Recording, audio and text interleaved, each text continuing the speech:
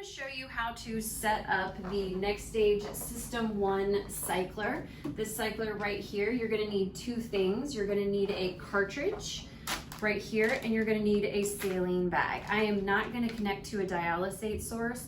You will need to have a dialysate source, whether that is going to be pre-mixed bags that go up here and hang on these IV poles, or you can use the Pure Flow to make the dialysate down here in the tub. Today we're just going to show you how to set up the cycler. The very first thing you want to do is wash your hands. You always need clean hands before you gather your supplies, and then also while you are setting up. The second thing you need to do is turn on the cycler. Now we don't just turn it on. You need to unlock the door, open the door, and then using your left hand around the bottoms, there's a little switch in the back that we can turn it on, okay? And this takes a second to boot up. So you wanna get this booting up while you're getting your cartridge out of the packaging. Remember, this is not a handle, this is an unlocking mechanism. Do you see this little silver ball right here? This cradles underneath it to close and lock. And there's one on each side. Again, these are your handles to lift it. This is not a handle, this is your locking mechanism. So once we unlock and open the door, you have to have these two little flashing goalposts here before you can insert a cartridge. Never ever insert a cartridge if you don't have these flashing lights. Okay, I'm gonna come over to my cartridge now, and I'm gonna take it out of the packaging. I'm gonna do all of this backwards. Typically, I always have my filter on the left side, but since you guys are over there and I'm over here, imagine this is my left hand, this is my right hand. If the filter is here, the perforation to open the packaging is always opposite the side of the dialyzer. It's about 1.5 inches in. It makes it really easy for you to get this open without fussing and fighting with it. And you're gonna take it out. You wanna do this on a flat surface. Take it out and lay it down.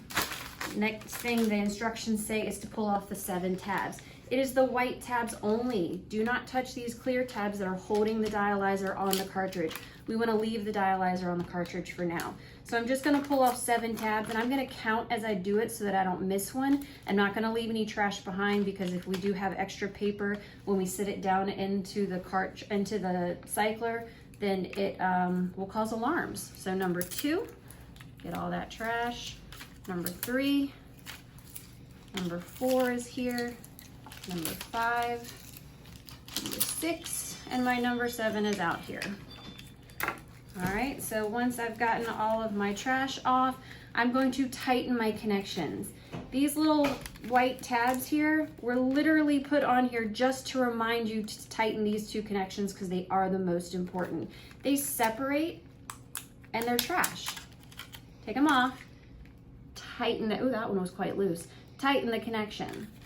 Okay, we're gonna take this other one off. It's my reminder to tighten it. Ooh, that one was quite loose too. You can check the yellow, make sure the yellow is tight, and then this green to white right here, you can check that one. And then this little white guy, he often drips if it's not on tight enough, so I do sometimes check those. But it's really most important and crucial that you do red and blue, which is why the manufacturer put these on there to remind you, hey, this needs to be tightened. Okay, then you're gonna pick up the lines like a lasso, keep them together, don't let them get all tangled up. Believe me, that'll be a nightmare later if you let it get tangled up. And this right here is called your side line separator. It's organizing the lines and keeping everything in packaging from getting completely destroyed and messed up. Okay, so you just need to remove the lines from the side line separator and take that side line separator off. He should not stay on there. He is only for the purpose of packaging and transporting. This sideline separator is now trash, okay? Now I'm gonna pick the lines up in your right hand, and we are going to lift it so that you can see that the smiley face is on top. You can also tell it looks like little arrows pointing up right here. That's letting you know this is the top of the cartridge. We wanna sit this down into our machine now, and I'm gonna show you how to line it up properly. Okay, so I'm gonna switch this to my actual right hand. Now, when I put these down in there, I am gonna make sure that my circles here line up with my circles in here, okay? Once I push this down in here. Make sure that the circles line up and fit. See how they're fitting in there nicely? Once these are lined up, you can go to your square windows and push the line into the square window. These are air detectors. So we want these lines to be properly inserted to detect air. We don't want air getting by unnoticed. There are 3 air detectors. Number 1 is here. This is your arterial air detector. Number 2 is right here. So I'm gonna push that line all the way in. This is your dialysate air detector. And the last one is on the bottom right. And this is the arterial, this is the arterial air detector. This is your dialysate air detector, and this is your venous air detector, okay? Once the 3 lines are put in, make sure nothing is in the way from shutting the door. This little guy right here is your arterial pressure pod, and he has a line connected to him that likes to get in the way. Make sure it's not in the way when you go to close this door. We don't want to kink or pinch any of our lines when we're locking it. And also check this side. Sometimes there's a loop there, which there is today, that can get pinched when I'm closing that door. So make sure it's out of the way when we cradle that silver ball and lock it. None of our lines are getting pinched. Next thing you want to do is find your saline priming spike. This right here is the large spike at the end of the lines. We're going to use this to prime or spike our saline bag, excuse me. Now, you're gonna drop the rest of your lines, but we need to untangle before we spike that bag. The best thing to do is to back away from the machine, okay? So if I step back, I can see how to untangle this appropriately. And as you can see, this is on top when it doesn't belong there. Now my lines are perfectly untangled and I can spike my saline bag. Okay, I'm just gonna hang this up here right here while I show you the saline bag. This saline bag has 4 ways to open it. It's just this tiny little tick. I don't know if you can see that little, can we see that in the video? Mm-hmm. There's 1, 2, 3, 4. If this one won't let you in, try this one. This one won't let you in, try this one. Most importantly, when you're opening these bags, don't pull out. You need to go all the way down. So I'm gonna pull down as best I can, trying not to pull out. And then once you get it started, you can use your hands to separate the line, to create enough of an opening to get your saline bag out. You've gotta create enough of an opening or it does not wanna come out of the bag. This saline bag is gonna go on the saline hook. However, my recommendation is that you lay it flat to spike it. Because if you're trying to spike it, holding it up on that, you end up going through the bag with that sharp spike. Lay it down flat, makes it a lot easier, and we're not gonna end up accidentally contaminating or going through the bag. This is a wing. We've gotta twist and rip this wing off to insert the spike. Here's my spike. There is a cover over the spike. It is sterile underneath this cover, so my hands are gonna stay on this back side underneath this sphere. I do not wanna touch or contaminate this spike. I have clean hands, but they're not sterile, and that spike is sterile. So once I take my cover off, I'm gonna be very careful not to let anything touch it, and I'm going to insert it, and I shake a little bit, so I usually use my pinky to help stabilize and get there in there nice and straight, and it is going to be a push and twist, push and twist. Pushing alone is very, very hard. Twisting doesn't get you anywhere. So you wanna grab onto it, don't touch that spike, but push and twist, push and twist. Now typically you do want this sphere to meet up with the wing, but if you can see inside the bag, I can see my spike is fully in there. If you don't get the spike all the way in the bag, it's gonna have trouble sucking that saline out and you're gonna get high pressure alarms. Okay, so once we've spiked our saline bag, we're gonna hang it up here. And then this arterial pressure pod down here needs to be plugged into the machine. Now, if you notice, this is a collar. It's a locking collar. You see how it slides up like that?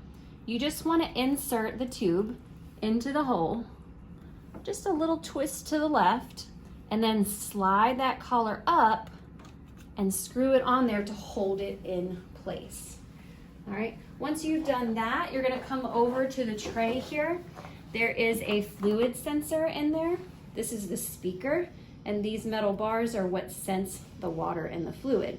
So it needs to sit in there with the speaker, and there's the little space for it. It needs to sit in there with the speaker pointing out. Don't ever put it in there like this. And you need to make sure the bar is on the ground. If we place it in there like this with the bar, no bars on the ground, it's not gonna sense any fluid for you and detect a leak. But we wanna test this to make sure it's working. The way we're gonna do that is we're just gonna go ahead and come over to the sink over here. I'm gonna get my finger wet and I'm gonna touch the bar.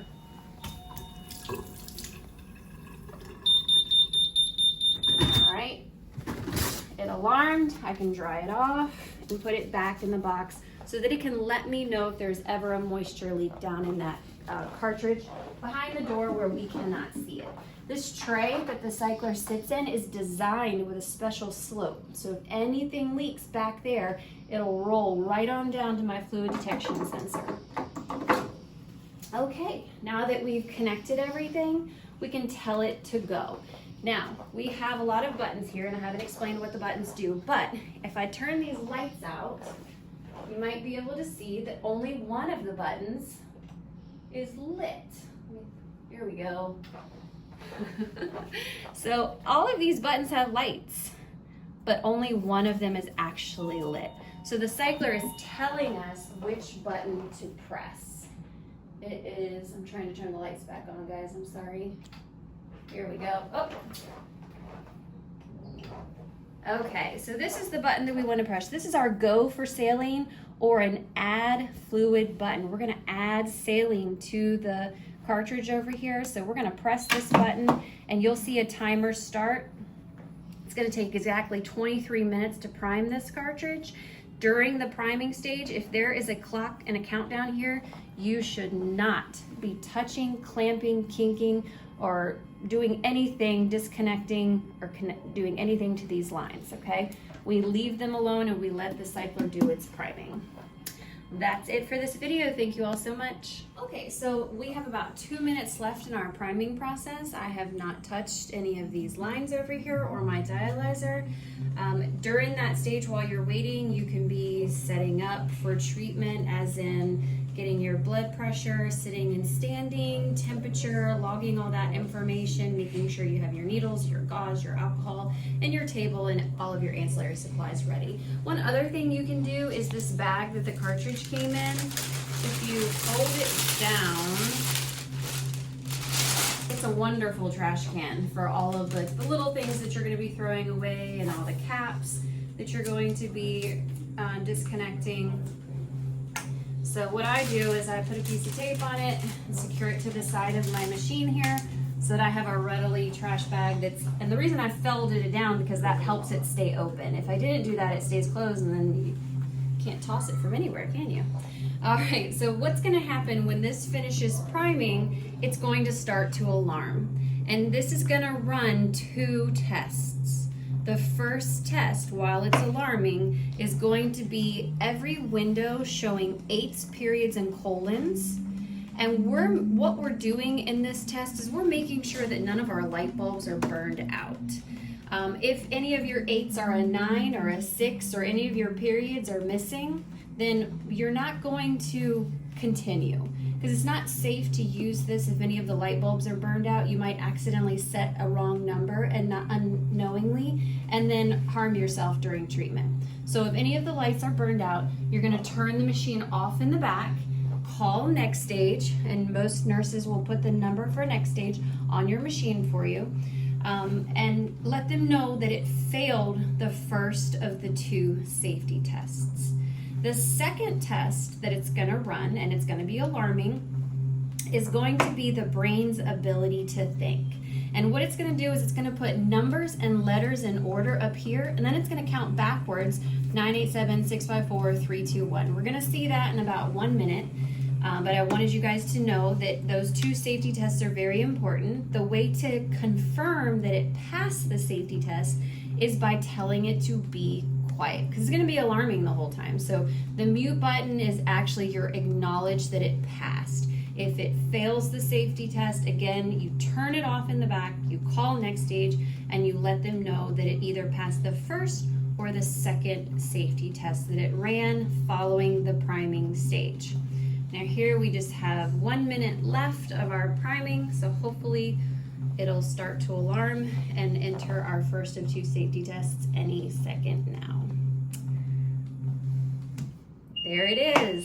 Okay, so as you can see, we have 8s with a period in between every 8, and at the end, there's a period at the end. You also have colons in between the 2 doubles.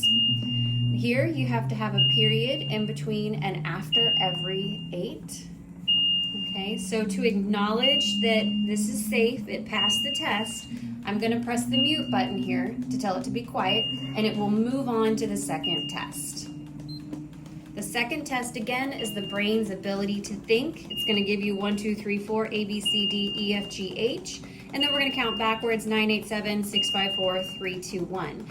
If this was unable to think, it's not going to be one single letter or one single number out of order. It's going to be completely scrambled. But we passed the test, so we're going to press mute. Now, you're going to see a 23 with 0, 0, 0. What this means is it's time for snap and tap. It's time to get the air out of the lines. Now, it already did kind of remove all the air out of the lines when it was doing the priming process. But we have microfine air bubbles that are really, really hard to see on the wall of the tubing. So what we're gonna do is we're gonna release those. And we do that with what's called snap and tap. You might wanna get back there just a little bit. So what we're gonna do when we do snap and tap is we're gonna follow the flow of traffic. This is very important. You never go backwards, up or down a line. We wanna follow the flow of traffic. And what's happening is the machine is taking the saline out the red line. So it's traveling down the red line right now. And we're gonna follow that flow till we get to the arterial pressure pod here at the end of the red line. It goes through the arterial pressure pod and into the machine. After going down the red line through the pod, it goes through the machine, it comes to the dialyzer, it goes through the dialyzer, and then it goes out the dialyzer across the top of the machine right here, where the blue line, and this is the flow of traffic, guys, these are one-way streets, will go all the way back to send the saline through the blue line back into the saline bag. So that's what it's doing. It's doing a huge loop right now. And for snap and tap, we have to start at the beginning of the loop. So we're gonna start at our red line, grab it, get about a good foot in your hand, and 1, 2, 3, rip that line, okay? You're not gonna hurt it, you're not gonna break it, you're not gonna pull it apart. We wanna release those bubbles that are caught along the edge of the line. 1, 2, 3, following my flow of traffic, going down the line. 1, 2, 3, now I'm at my pod. There is bubbles in my pod. Can you guys see the bubbles? I see a big old bubble in there. So because the flow of traffic is this way and air rises, you want this to be at the top when you're flicking it or banging it. Now I like to take this side right here and bang it against the side of my cycler. So I still have a bubble in there, so I'm gonna do it again. There's still a bubble in there, guys. All right, good, all clear now. Now, when you do this, don't do it sideways because the air is just gonna get trapped up here in the top of this bubble. We want the air to leave, so make sure you point this up so that the air can rise in the direction that the saline is flowing through the chamber, okay? So red line down to the pod, tap the pod against the side. Now we're gonna come over to our filter, and here's where we can take the filter off the cartridge. Here's where these little clear plastic strips will come off. Now there's a flat side and a pointed side. Can we see that in the video? Mm-hmm. If you pull the pointed side, you'll struggle. It comes off really easy if you pull the flat side. And we're gonna keep our hand on here so we don't drop our filter. And my trash can's right here, so I can just take these off, okay? Now, what we're gonna do is we're gonna get these lines off of the cartridge and straighten everything out. Keep an eye on this line right here. As I bring it up, this is where air is escaping. You're gonna start to see bubbles running through as they leave, okay? That's important to know. Air escapes here because the red line look, comes out of the cycler right here, goes through the dialyzer. This is where the blue line is now leaving the dialyzer and going back to the saline bag. So this is where air is going to escape. If I hit my dialyzer like this, air is going to get trapped up in here. I don't want that. I want the air to leave. When you bang your dialyzer, make sure you point this guy up, and he is the highest point.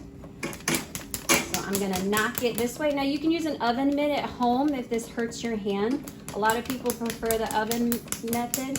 And then we're gonna take the bottom. I do like 5, 5, 5, 5. Okay? Now, this is important. When you put it in the filter holder, it will point down. It is only pointed up for letting air through. When this is hooked up to you, you want this pointing down, because if any air gets in the system, you want that air to get trapped up here and not be able to leave, because this is what's going to your body. Okay, so the blue line now travels from the dialyzer across the cycler here, and this is where it comes out. So this is where I'm going to resume my snapping and tapping, following the flow of traffic all the way back to my saline bag. That is one full cycle of snap and tap. You must do snap and tap a total of 2 times. And we're going to start it red.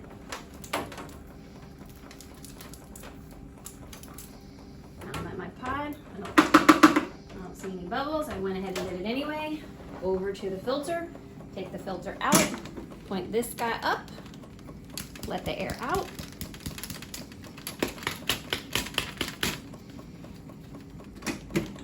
Make sure he's pointing down for my patient. Blue line comes out of the cycler right here.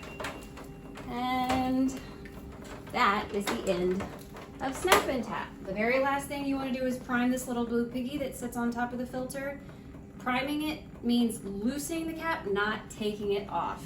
We just want to and I'm holding it over my little trash can here. I'm going to loosen to get the air out. A few drips come out, that's fine. Tighten it back up, clamp the line. We're done with snap and tap. We've primed our little blue piggy, and we can press stop.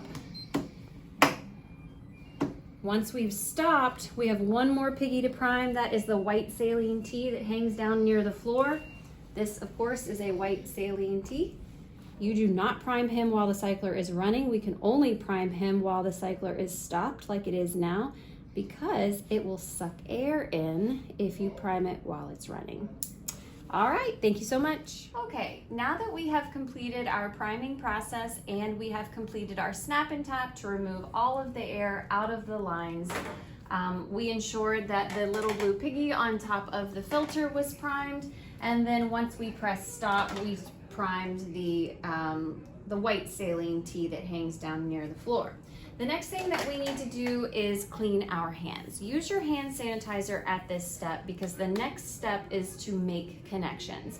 Now, making connections, we are going to need to use aseptic technique, keeping our sterile ends from getting contaminated, so we want super clean hands. You need to make sure that you have 2 10cc syringes. Now, my 10cc syringes have needles on them, but that's fine. I can just take the needles off. I don't need the needles. And you need your peanut. Now, some nurses will direct their patients to remove the peanut from the cartridge lines just after taking it out of packaging. And that's fine too. I don't have any preference whether you take it off early or you take it off when you need it. My only preference is that when you take it off, put your finger over this cap. Because when you lift the line out of the little handle here, it could open the cap and expose that sterile end. So put your finger on top to take it off of the line. Okay, so to make connections, we need 2 10cc syringes and our peanut ready to use. Now, ready to use means this is open. Okay, so let's get this open. So all I have to do is take my syringe out. This will save me a little bit of grief when I'm over here holding 2 lines that need to be sterile and I'm using my aseptic technique. Okay, so we've got 2 10cc syringes ready to use, and we've got our peanut here. The first step is to find your green to white connection and clamp both. Now, here's my green to white, and it does say to clamp both, but I want to back them up a little bit. because if they're too close, when I'm trying to manipulate this connection, the clamps will be in the way and make me make a little mistake that I don't want to make. So I'm going to back them up and then I'm going to clamp them. Now, again, I'm just going to repeat the instruction. It says find your green to white connection and clamp both. Next step, find the white saline tee that hangs down near the floor. Get it in your hand and connect the two white lines together. Okay, this is the whole premise behind making connections. We're making our colors match up. White goes to white, green is then going to go to green, yellow is going to go to my yellow drain line, and so forth and so on. So here, get the white saline tee in your hand and connect the two white lines together. Now I'm going to hold the white alongside my green. And the reason I do that is if I hold it alongside green, all I have to do is take this cap off, and I'm protecting it, not letting anything touch that sterile end. There's no cap on it now. Move the white line from the green over to the white tee. Now, my two whites are connected, and I'm being oh so careful to watch this like a hawk to make sure nothing touches and contaminates my open green end. Okay, I can let go of white. My focus is now green. I'm going to take it to the green line coming from my dialysate source. You might have the bags or you might have the pure flow. Either way, it's going to be a green clamp. We're connecting green to green. Take the cap off here, protect that. Don't let it touch anything while you're doing this. And connect green to green. Once it's closed, it's protected and it can't be touched or contaminated. So once you connect the two white lines, you can let go, okay? White is tight, meaning they stay closed. We don't open these clamps. Green, however, is how we get dialysate to the cartridge. So once we make the connection, we need to open the green clamps to allow dialysate to flow to the cartridge. All right, next step is to find your yellow connection now and clamp both. Here's my yellow connection. I'm going to clamp both. This is my drain line. The drain line does not have to be sterile. You can touch it. So get that drain line. If it's tangled up in here, untangle it. And you're going to take it to the drain, either that you have on the pure flow. There's my yellow drain line on the pure flow. If you don't have a pure flow, you can get a drain line and just run it to the sink or the tub, a toilet, anywhere there's a drain. I'm going to show you how to connect to the pure flow. Even though we're using bags as the dialysate source, your drain line on the pure flow still works. You don't need to be using pure flow in order for that pure flow drain line to work. It's just an open drain. When you connect yellow to yellow, open the yellow lines. I never close this yellow one because if you don't open it, you won't be able to drain out the treatment toxins. Okay, so we connected our white to white. White is tight, white stays closed. We connected green to green. We opened the green lines to allow the dialysate to flow. We connected yellow to our drain line, and yellow is open to allow the drain. The next step is red and blue. My instructions say, using one 10 cc syringe, clamp both red clamps, disconnect, apply the syringe to the saline bag side, and the red line goes to the peanut. So, using one 10 cc syringe, and I do not need a needle, so I'm taking that off. I'm going to be careful not to let anything touch that sterile end of my syringe. Clamp both red clamps. Disconnect, applying the syringe to the saline bag side. Here's my saline bag side. I'm sure I'm blocking it for the camera. Watching this red end like a hawk because we don't want anything to touch it and contaminate it. And the red line goes to one side of your peanut. Doesn't matter which side, just open it. Make sure nothing touches either sterile end and connect it to make it safe. Okay, so using one 10 cc syringe, clamp both red clamps, disconnect, applying the syringe to the saline bag side, and the red line goes to the peanut. You can untangle now if this is tangled up, but it looks like mine is not. Everything looks fine. Fill your syringe with saline. if your nurse has directed you to do it. Some nurses will give you saline syringes and you don't have to do this step.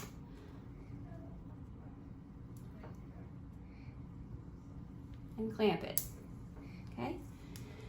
Next step, using the other 10 cc syringe, again, I don't need this needle, clamp both blue clamps, applying the syringe to the saline bag side, and your blue line is going to go to the other end of the peanut.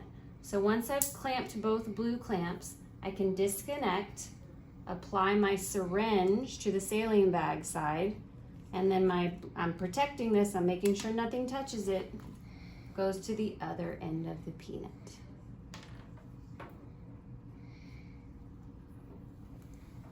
This can go up here.